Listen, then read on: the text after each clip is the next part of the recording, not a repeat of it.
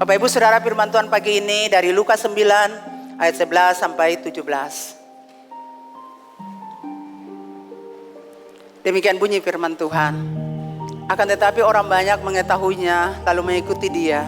Ia menerima mereka dan berkata-kata kepada mereka tentang kerajaan Allah, dan ia menyembuhkan orang-orang yang memerlukan penyembuhan.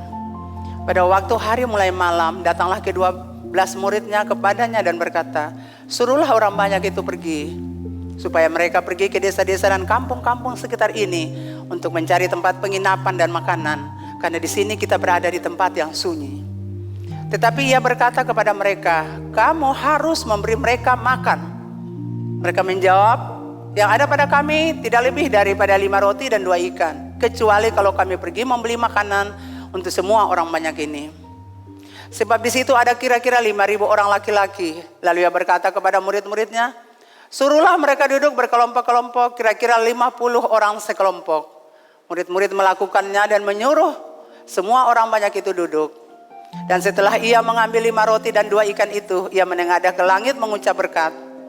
Lalu memecah-mecahkan roti itu dan memberikannya kepada murid-muridnya, supaya dibagi-bagikannya kepada orang banyak. Puji Tuhan Bapak Ibu Saudara, judul khotbah di pagi hari ini, kerelaan hati menghasilkan mujizat. Kita katakan, kerelaan hati menghasilkan mujizat besar. Ya, Bapak Ibu Saudara yang dikasihi Tuhan, kisah Yesus memberi makan 5.000 orang dengan 5 roti dan 2 ikan merupakan mujizat yang terkenal, Bapak Ibu. Sangat terkenal. Saya percaya dari sekolah minggu kita kecil kita sudah dengar cerita ini. Ini adalah satu-satunya mujizat yang diceritakan di dalam keempat Injil. Jadi Matius, Markus, Lukas, Yohanes mencatat kisah ini. Itu berarti sangat penting. Nah, ada beberapa hal yang akan kita pelajari sebelum mujizat besar terjadi. Sebelum mujizat yang luar biasa ini terjadi, ada beberapa hal. Yang pertama yang saya catat di sini Bapak Ibu, yang pertama, Yesus menyingkir. Katakan sama-sama, Yesus menyingkir. Kita lihat di situ ayat yang ke-10. Sekembalinya rasul-rasul itu menceritakan kepada Yesus apa yang telah mereka kerjakan. Lalu Yesus membawa mereka dan menyingkir ke sebuah kota yang bernama Betsaida, sehingga hanya mereka saja bersama dia. Jadi Bapak Ibu Saudara, pada ayat 10, murid-murid ini baru saja pulang pelayanan. Jadi Yesus mengutus mereka 2 orang untuk pergi memberitakan Injil. Jadi Bapak Ibu Saudara bisa bayangkan waktu mereka kembali, satu sisi mereka senang, mereka gembira, mereka bahagia, karena mereka melihat orang-orang ditolong. Ketika mereka berdoa, mujizat terjadi untuk orang-orang itu. Ketika mereka berikan firman Tuhan, orang-orang mendengar. Ketika mereka doakan, orang-orang sakit sembuh. Jadi itu hal-hal yang membuat mereka itu sangat senang Bapak Ibu, sangat sukacita. Dan mereka membahas itu dengan Tuhan. Mereka ceritakan itu buat Tuhan Bapak Ibu Saudara. Tapi Bapak Ibu Saudara tahu, karena pulang pelayanan penginjilan, jadi memang lelah. Jadi kondisi murid-murid itu lelah, capek, bosan. Mau tidur saja, karena memang sudah dalam keadaan lelah yang luar biasa.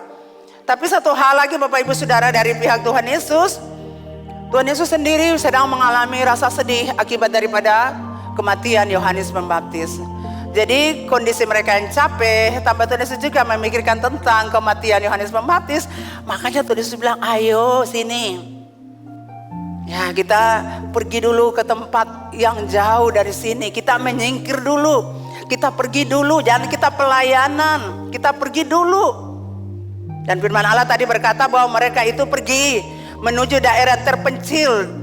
Daerah terpencil dekat kota Betsaida. Mungkin hanya beberapa mil dari Kapernaum. Jadi Tuhan Yesus bilang, ayo mari kita pergi, kita menyingkir dari tempat ini. Kita sendirian saja, kita istirahat. Ayo kita menyingkir dulu. Ya, saudara, kalau dalam keadaan lelah kan orang mau seperti gitu saudara. Mau makan makanan yang enak, yang bisa membuat mereka senang sambil cerita. Bapak Ibu Saudara, tapi saudara bayangkan, dalam keadaan sudah dekat itu, tempat yang sunyi, ya, daerah terpencil itu, yang dekat kota Betsaida itu, semua pasti sedang, aduh di sana pokoknya mau buat apa saja di sana. Tapi saudara tahu, waktu perahu itu mendarat, yang mereka lihat adalah 5.000 orang laki-laki, tidak terhitung wanita dan anak-anak. Jadi pastikanlah sekitar 10.000 orang lagi menunggu mereka. Dan murid-murid dalam keadaan capek, lelah, dan keadaan letih, lesu, lapar, kan belum makan saudara. Dan kita bisa bayangkan kalau reaksi kita sebagai manusia, aduh. Betul Bapak Ibu Saudara? Karena ketika orang banyak, firman Allah berkata, ketika orang banyak melihat bahwa Yesus naik perahu dengan murid-muridnya, mereka sudah tahu kemana tujuan Yesus. Itulah sebabnya mereka berkata, ayo kita pergi ke tempat itu. Mereka pergi dari kota-kota mereka berlari-lari untuk berjumpa Tuhan. Mereka berjalan kaki yang cukup jauh hanya untuk ketemu Tuhan. Makanya sebelum Tuhan Yesus mendarat, mereka sudah ada di situ. Di mana kita melayani, kita akan temui orang-orang ini. Kadang kita belum makan, kita harus layani. Kadang kita belum istirahat, kita harus layani mereka. Karena itu panggilan Tuhan bagi kita. Jadi kalau Anda mau melayani Tuhan di gereja ini, sekecil apapun pelayanan itu yang Anda sudah terima dari Tuhan, lakukan dengan baik. Katakan amin untuk semua para pelayan Tuhan. Jadi Bapak Ibu Saudara, kita bisa bayangkan, capek lelah, pasti murid-murid berkata, Tuhan, jangan ketong singgah di sini oleh Tuhan. Tuhan putar haluan juga. Ketong pergi di Kapernaum. Jadi saya harap kita semua para pelayan Tuhan, hamba-hamba Tuhan tidak boleh begitu, amin. Kita terpanggil untuk melayani umat. Kadang-kadang juga saya punya waktu jam makan lewat saudara. Kalau saya lagi doakan orang, pelayanan orang kadang lewat. Dan saudara tahu kalau sudah lewat jam makan, kan saya perut sakit. Gitu. Tetapi itu panggilan saudara, amin. Kalau Anda melayani itu panggilan, jadi lakukan itu dengan baik, amin. Katakan amin. Jangan ada persungutan. Lakukan dengan baik. Dan itu pengorbanan Bapak Ibu Saudara. Jadi yang pertama saudara, sebelum mujizat besar terjadi, pertama Yesus menyingkir. Yang kedua Bapak Ibu Saudara, tindakan Yesus terhadap orang banyak. Murid-murid mungkin melihat capek, lelah, belum makan, belum istirahat. Tapi saudara lihat, Yesus waktu berhadapan, taruhlah 10.000 orang itu, firman Allah berkata, pertama tergeraklah hati Yesus oleh belas kasihan. Semua para pelayan Tuhan, hamba-hamba Tuhan, gembala-gembala komsel, Anda dengar, kalau Anda melayani Tuhan harus punya hati yang penuh belas kasihan bahwa orang ini perlu ditolong. Amin. Nah Bapak Ibu Saudara yang kekasih, jadi Markus 6 ayat 34, hati Yesus tergerak oleh belas kasihan. Jadi tindakan Yesus, cara pandang Yesus berbeda dengan murid-muridnya. Murid-murid mungkin kesal, mengeluh, bersungut. Tapi Yesus punya hati yang penuh belas kasihan bahwa mereka perlu ditolong. Katakan amin.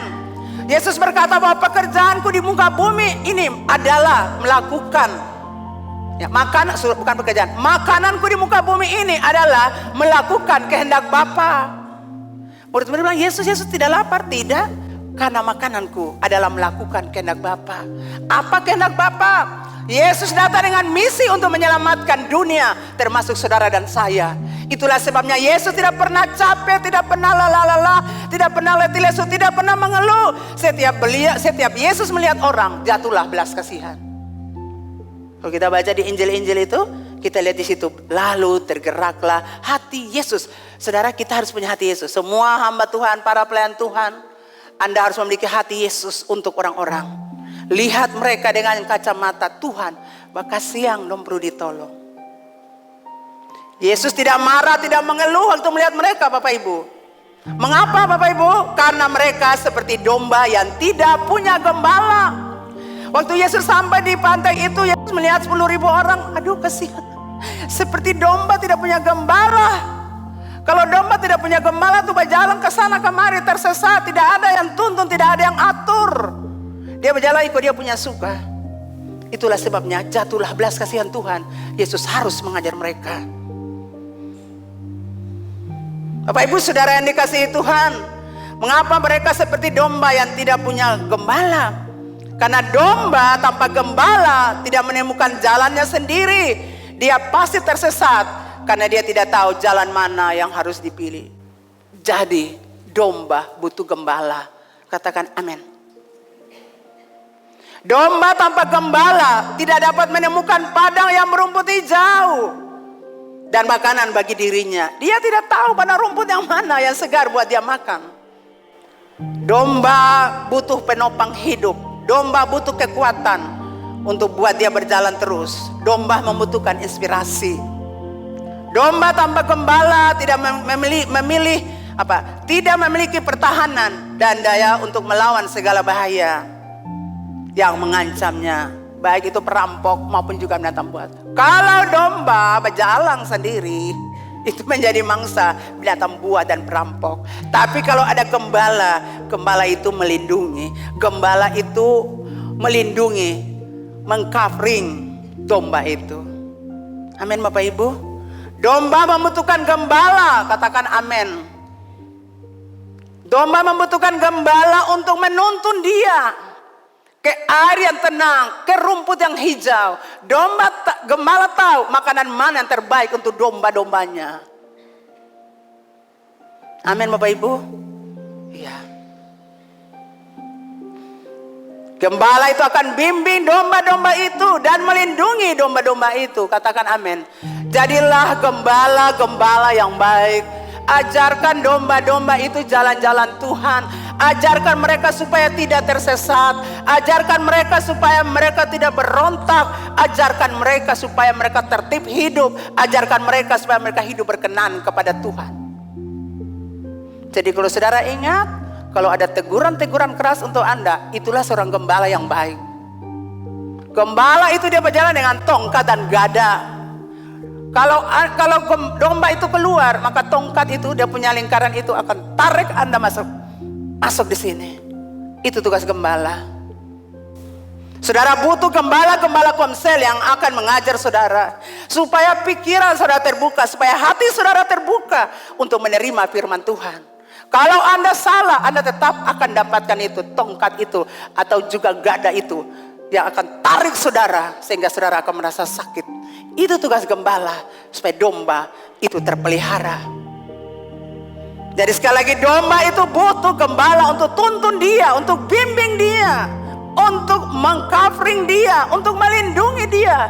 Sebab itu jadilah gembala-gembala yang baik. Jadilah gembala-gembala komsel yang baik, yang ajar orang itu dengan baik supaya orang jahat jadi baik. Jangan ajar orang yang baik jadi jahat. Bapak Ibu diberkati. Yesus adalah gembala yang baik. Gembala yang baik menyerahkan nyawanya bagi domba-dombanya. Jadi kita belajar dari Tuhan Yesus. Tuhan Yesus menunjukkan contoh sebagai gembala yang baik. Dan kita juga harus menjadi contoh gembala yang baik. Pengajaran firman Tuhan itu merubah orang yang rusak jadi baik. Pengajaran firman Tuhan merubah orang yang hancur itu jadi baik. Bukan pengajaran firman Tuhan yang kita ajarkan salah sehingga domba-domba tersesat. Kalau domba tersesat, Tuhan berperkara dengan Anda. Karena domba itu punya Tuhan, bukan untuk kita. Katakan amin para PKS. Para pelayan Tuhan, hamba-hamba Tuhan dengar. Domba itu punya Tuhan, bukan punya kita. Itu punya Tuhan. Anda tidak boleh covering, ini punya saya, ini punya saya. Tidak boleh. Karena domba itu punya Tuhan. Ajar mereka dengan baik supaya mereka jadi baik. Pola pikir mereka berubah, paradigma mereka yang lama berubah. Ajar mereka Bapak Ibu supaya hati mereka terbuka untuk firman Tuhan. Supaya hidup mereka diberkati oleh Tuhan. Dan Bapak Ibu Saudara, Yesus berbelas kasihan kepada orang banyak. Mereka menempuh jarak yang cukup jauh saudara. Mereka berjalan kaki dengan anak, dengan istri. Perjalanan cukup jauh hanya untuk berjumpa Tuhan. Dan Tuhan bilang ini pengorbanan. Itulah sebabnya waktu Yesus sampai, Yesus melihat mereka dengan penuh belas kasihan. Jauh-jauh dari setiap kota dan kampung-kampung. Tapi mereka datang cari aku. Katakan wah. Mereka cari aku. Yesus menghargai pengorbanan Bapak Ibu Saudara dalam hal beribadah dan melayani Tuhan. Yesus menghargai pengorbanan yang kita dalam hal beribadah kepada Tuhan, dalam hal melayani Tuhan. Firman Allah berkata, dalam persekutuan dengan Tuhan, jerilah kita tidak sia-sia. Katakan amin. Waktu kita bekerja buat Tuhan, kita melayani Tuhan, jerilah kita tidak sia-sia. Firman Allah berkata, Tuhan bilang untuk Yakub, aku tidak menyuruh kamu Yakub untuk mencari aku dengan sia-sia. Artinya setiap kali kita cari Tuhan, kita diberkati oleh Tuhan. Firman Allah berkata, anak cucu orang benar diberkati di muka bumi. Para orang tua, jadilah orang tua yang benar. Supaya keteladananmu itu jadi contoh bagi anak-anakmu. Dan supaya engkau punya keturunan diberkati oleh Tuhan. Katakan amin. Apa tindakan Yesus? Bukan saja Yesus berbelas kasihan, tapi yang kedua, Yesus mengajarkan firman Tuhan kepada mereka dan menyembuhkan orang sakit. Lukas 9 ayat 11. Ya, di mana saja Yesus berada, firman Tuhan disampaikan. Setelah itu ia menyembuhkan orang sakit. Jadi Bapak Ibu Saudara, penting bagi kita di mana kita berada, hamba-hamba Tuhan, pelayan Tuhan, dengar, di mana saja Anda berada, firman Tuhan disampaikan. Katakan amin. Dan bukan saja firman Tuhan disampaikan, Anda sampaikan firman Tuhan dan doakan mereka yang sakit. Amin. Setiap kali kita kemana saja ketemu orang, kita kasih firman Tuhan, kita doakan sehingga mereka bertumbuh dan berbuah. Jangan kita ketemu orang untuk gosip, saudara. Ini bukan masa gosip, ini bukan masa kita cerita orang. Kita ada di akhir dari akhir zaman, di mana kita harus siap diri untuk pulang. Apakah kita pulang dalam kekekalan bersama Bapa atau kita di neraka? Tergantung pilihan kita. Sebab itu Bapak Ibu Saudara, mari kita belajar untuk menjadi anak Tuhan yang baik, untuk menjadi hamba Tuhan yang baik, untuk menjadi pelayan Tuhan yang baik, untuk menjadi jemaat Tuhan yang baik. Di mana kita berada, Injil disampaikan. Di mana kita berada, Injil disampaikan. Di mana kita berada, kita mendoakan orang-orang. Bapak Ibu diberkati. Ya. Jangan gunakan waktu untuk ceritakan si A, si B, si C. Itu bukan masa. Ini masanya kita bergerak maju, karena kita akan pulang dalam kekekalan. Dan yang ketiga sekarang, murid-murid memberikan saran kepada Yesus. Lukas 9 ayat 12. Pada waktu hari mulai malam, datanglah ke-12 muridnya kepadanya dan berkata, suruhlah orang banyak itu pergi, supaya mereka pergi ke desa-desa dan kampung-kampung sekitar ini untuk mencari tempat penginapan dan makanan, karena di sini kita berada di tempat yang sunyi. Bapak Ibu Saudara yang dikasihi Tuhan, seiring berjalannya waktu, kita tahu orang banyak mulai lelah. Katakan lelah, lapar. Lapar. Sepanjang hari mereka belum makan. Dari pagi hari tadi sampai malam. Dari siang terang sampai semua malam-malam belum makan. Dan saudara, mereka dengar firman Tuhan. Jadi kalau tradisi orang Yahudi, Bapak Ibu Saudara, kalau guru duduk. Kalau mengajar duduk itu harus duduk. Sementara orang yang mendengar guru berbicara harus berdiri. Jadi kita bisa bayangkan berapa jam waktu Yesus mengajar dan orang-orang itu berdiri dalam kelelahan, dalam kecapean, dan juga tidak makan, saudara. Pasti lapar, haus, dan sebagainya. Tapi saudara lihat, mereka terus ada di situ untuk mendengar Yesus berbicara. Kemudian murid-murid nih punya belas kasihan, belum makan. Ya sudah, ketumpi bicara pada Yesus, kasih usul pada Yesus. Yesus, kan hari sudah mulai malam nih. Pasti restoran-restoran, kedai-kedai kopi sudah tertutup. Pasti warung-warung sudah tertutup. Lalu tempat kan jauh. Jadi suruh orang banyak ini pergi. Supaya mereka bisa dapat membeli makanan. Dan kalau rumah jauh, mereka bisa ada punya tempat penginapan. Besok baru mereka pulang ke tempat mereka. Itu usul daripada murid-murid. Bapak Ibu Saudara bisa bayangkan. Suruh dompi gitu Tuhan. Nanti bikin beban perkato. Tapi Bapak Ibu Saudara yang kekasih dalam Tuhan. Apa respon Yesus, saudara? Waktu Yesus mendengar mereka punya usul itu. Yesus berkata dalam Lukas 9 ayat 13, kamu harus beri mereka makan. Saudara lihat luar biasa atau tidak? Tepuk tangan dulu buat Tuhan Yesus. Yesus suruh mereka pergi supaya mereka urus diri mereka. Jangan kasih beban buat kita. Kita juga capek, kita juga lelah. Mereka lapar, kita juga lapar. Yesus jalan satu-satunya adalah suruh mereka pergi. Itu pikiran manusia, saudara. Pikiran natural. Yesus bilang, kamu harus memberi mereka makan. Terjemahan lain berkata, berilah mereka makan. Kasih makan mereka. Tidak boleh suruh pergi dengan perut kosong. Karena dari pagi sampai siang malam mereka ada di sini.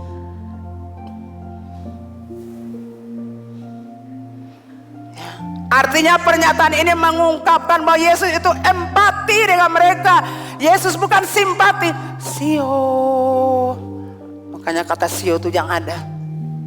Ya Bapak Ibu Saudara, Yesus empati dengan orang-orang ini. Yesus perhatikan keadaan fisik orang-orang ini. Yesus mengasihi mereka. Yesus peduli dengan kebutuhan mereka.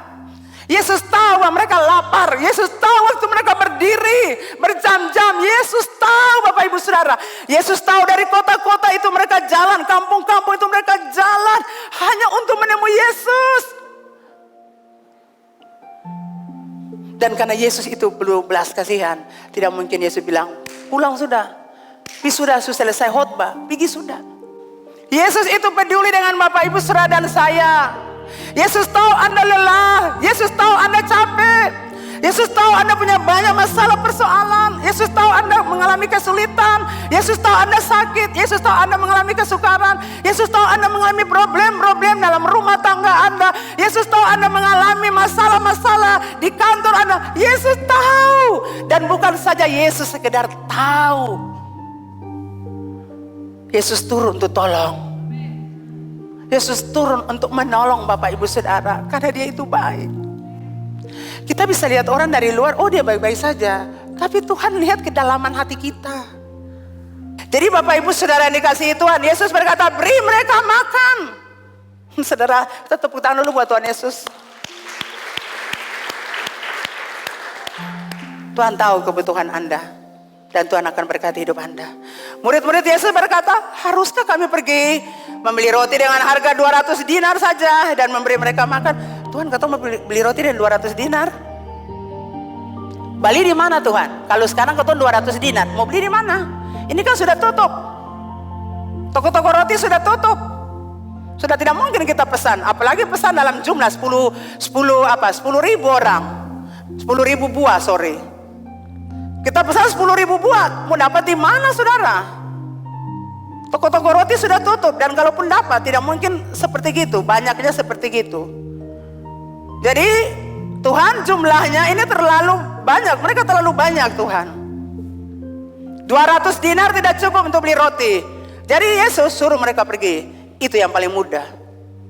Urus dong punya diri, suruh dong pergi Tuhan. Sekali lagi saya bilang, cara pandang Yesus berbeda dengan murid-murid. Murid-murid lihat fakta dan kenyataan, sudah tidak mungkin. Tapi Yesus bilang, bisa, kasih makan. Amin. Karena mujizat supranatural mau terjadi. Mujizat besar mau terjadi, katakan amin. Saudara, kita ini terlalu batasi bahwa Tuhan itu bisa. Saya mau kasih tahu Anda, Tuhan itu bisa dalam segala hal. Saya kasih tahu Bapak Ibu, kalau saya perjalanan pulang, kecuali hujan besar ada di sini lah saya mau pulang. Itu saya akan naik mobil. Tapi kalau saya mau pulang Bapak Ibu Saudara, saya lihat di Karangpanjang sana, dari sana tuh sudah putih, sudah hitam. Saya bilang jalan. Bapak Ibu bisa tanya siapa yang ada di sini yang antar saya pulang. Tidak pernah saya berhenti di satu tempat pun di perjalanan saya pulang. Tidak pernah. Kadang-kadang mama stop jalan. Gitu. Kadang-kadang mama jalan. Saya bilang jalan.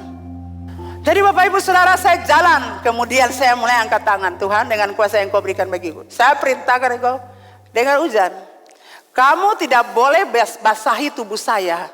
Sepanjang perjalanan saya ke rumah saya, tidak boleh kau basahi tubuh saya sampai saya tiba di rumah. Dan saudara tahu saya sampai di rumah saya tidak basah. Tidak ada apa-apa. Dan Yesus berkata, berapa banyak roti ada padamu? Coba periksa. Murid-murid periksa. Yohanes periksa. Petrus periksa, Yakobus periksa, Andreas. Coba jangan periksa di 10.000 orang nih. Dong makanan Anda keseng. Coba periksa.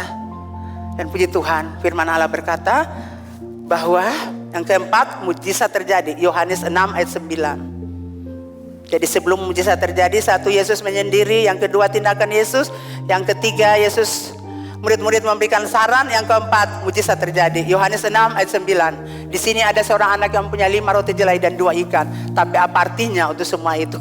Sedangkan mereka selalu berpikir natural. Tuhan 5 roti nih, 2 jelai, 5 roti jelai dan 2 ikan. Untuk apa semua itu? Tidak punya guna. Ini kan 10.000 orang. Nah Bapak Ibu yang kekasih dalam Tuhan, kerelaan hati anak ini memberikannya kepada Yesus. Saya percaya waktu itu banyak orang punya roti, tidak bisa tidak. Sebab semua orang datang pasti bawa bekal. Tapi saudara tahu waktu pemeriksaan terjadi, anak ini merelakannya.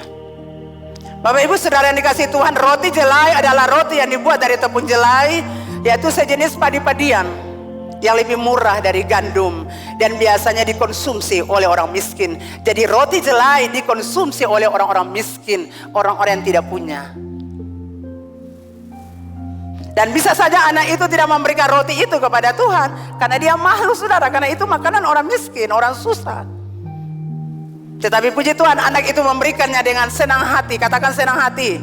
Anak itu memberikan dengan kerelaan hati. Anak itu memberikan dengan ketulusan hati.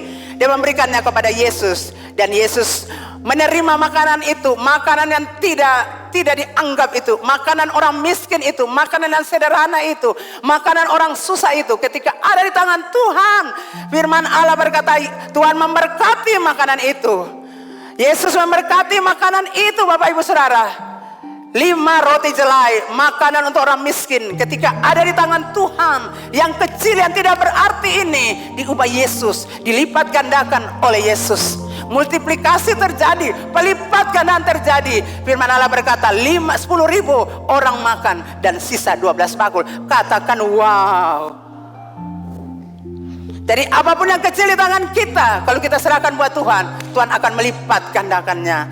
Kalau Anda sekarang membuat camp, khususnya kita punya acara akbar ke depan ini, bulan depan ini, apa yang kecil di tangan Anda, yang ada di rekening Anda, yang kecil yang ada di tangan Anda, hari ini Tuhan berkata, serahkan buat aku, akan terjadi pelipat gandaan, akan terjadi multiplikasi, akan terjadi kelimpahan, dan akan ada sisa 12 bakul. Katakan amin untuk youth camp. Katakan itu anak muda. Katakan itu panitia yang ada di sini. Katakan itu. Katakan amin. Jadi Bapak Ibu Saudara yang kekasih, kerelaan hati menghasilkan mujizat besar. Katakan amin.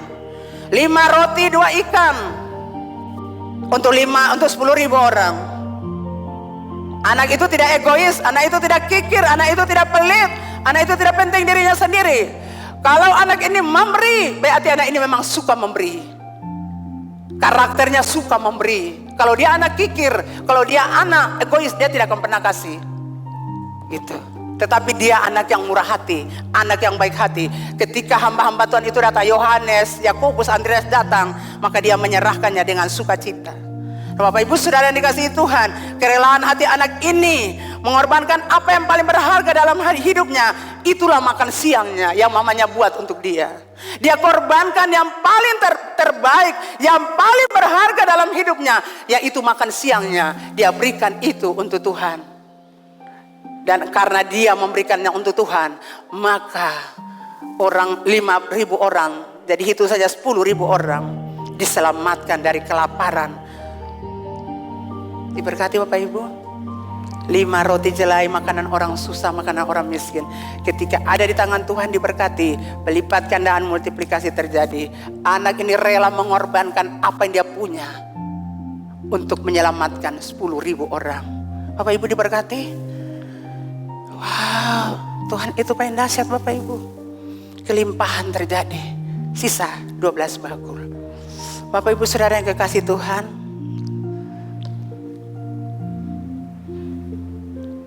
saya ingat untuk acara ke depan ini, untuk youth camp,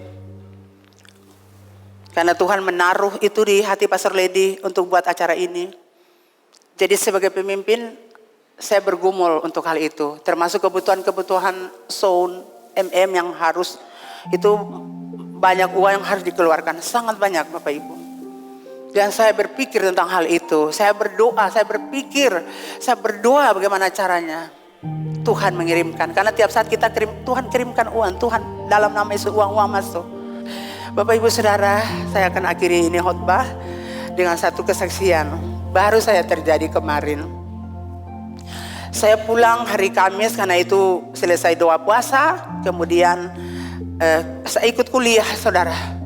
Jadi dalam keadaan sudah capek sekali itu saya pulang. Saya sampai di rumah Bapak Ibu Saudara, saya bolak-balik dalam rumah begitu. Lalu saya bilang, ini bukan saya doa saudara, saya cuma berjalan saja. Saya bilang Tuhan jamah satu orang Tuhan, dia undang beta berkhotbah supaya uang yang waktu dong berkati beta waktu khotbah, beta mau kasih akan di youth camp. Selesai. Saudara malamnya saudara dengar, sudah sore-sore begitu seseorang WA saya, "Salam Ibu Pendeta, bolehkah ibu pelayanan besok di Katon, tolong juga ibu. Saya pikir, saya tidak mau melayani karena saya pikir pekerjaan di sini sudah berat buat saya. Saya belum tugas yang banyak lagi di kuliah itu, tugas yang banyak saudara. Belum lagi saya belum persiapkan khotbah saudara. Jadi saya mau bilang maaf, nanti cari orang lain atau saya mau cari seorang ganti gitu.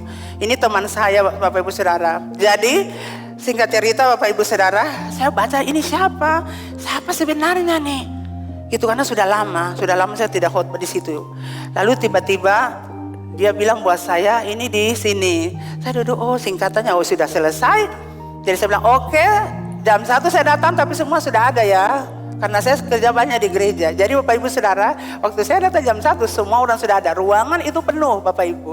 Ada beberapa laki-laki, biasanya jarang. Tapi penuh dan mereka sudah tunggu saya dan saya datang. Saya berkhotbah. Selesai berkhotbah, sudah berpelukan sama teman saya pamit pulang. Lalu saya datang, Pastor Lady, Pastor Ana, mari saya mau sampaikan kesaksian saya. Karena waktu saya pergi, mereka tidak tahu saya mau kemana. Lalu saya bilang, tunggu saya kembali baru saya bersaksi. Jadi waktu saya kembali saya bilang, Pastor saya sudah berjanji. Saya cerita yang tadi saudara. Jadi Pastor, ini berkat yang saya terima dari kantor teman saya itu, saya serahkan untuk Youth Care.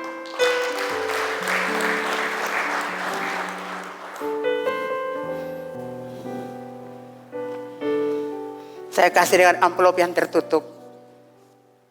Jadi saya bilang terima kasih Tuhan. Saudara lihat, ketika kita rindu, Tuhan buka jalan. Saya bisa saja batal itu saudara. Tapi puji Tuhan saudara, bayangkan saya lihat jadwal kuliah saya. Saya tidak kuliah untuk hari itu, kemarin itu hari Jumat. Saya tidak kuliah saudara. Karena pelajaran itu saya sudah ambil 2 tahun lalu. Saya tidak kuliah, jadi saya bilang Tuhan terima kasih. Bayangkan kalau saya pergi berkhotbah, saya pulang, saya capek ikut kuliah gimana. Tapi hari kemarin tidak ada kuliah. Dan saya puji Tuhan, uangnya saya sudah serahkan di bendahara. Saya sudah kirimkan lewat rekening sudah 2 kali. Dan saya akan kirimkan lagi. Bapak Ibu saudara diberkati. Tuhan tidak minta apa yang tidak ada pada kita. Tuhan tahu kita terbatas seperti anak itu. Dia cuma orang miskin saudara. Tapi dia rela memberi. Maka mujizat terjadi. Kelimpahan terjadi. Tuhan berbicara juga buat kita semua. Bapak Ibu Saudara. Di luar sana banyak orang yang perlu diselamatkan. Banyak orang perlu ditolong. Maukah Anda menolong mereka? Anak-anak muda, lihatlah generasi ini. Maukah Anda menolong mereka? Maukah Anda perkenalkan Yesus buat mereka? Mereka yang terikat dengan narkoba, miras, rokok, judi, pornografi, perzinahan, seks bebas. Ini waktu mereka diselamatkan. Bersediakah Anda seperti anak orang miskin tadi? Mengorbankan apa yang paling berharga yang ada padamu.